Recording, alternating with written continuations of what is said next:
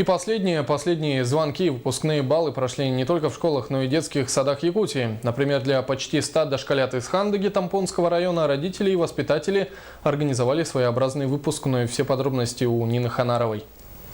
В этом году с детсадовской жизнью в Тампонском районе простились 170 детей. В райцентре поселке Хандага из 3 детских садов выпустились 98 воспитанников.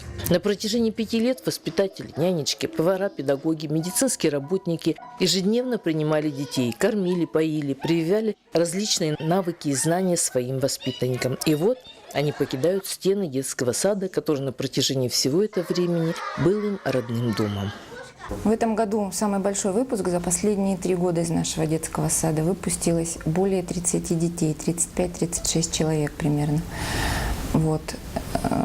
Детки все из подготовительной группы, все по возрасту переходят в 1 класс.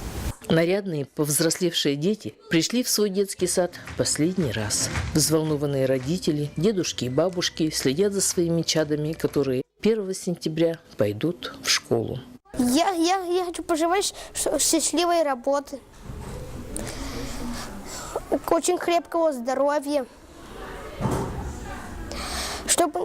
Я еще пожелаю, чтобы у воспитателей были хорошие дети. Всего в районе состоит в очереди 332 ребенка, из них 277 в райцентре. И реализуя поручение Владимира Путина о ликвидации очередей в детские сады, в Тампонском районе будут реконструированы 2 дошкольных учреждения в поселке Хандага, а кроме того открыт частный детский сад. Нина Ханарова, Джоустан Толстяков, НВК Саха, Тампонский район.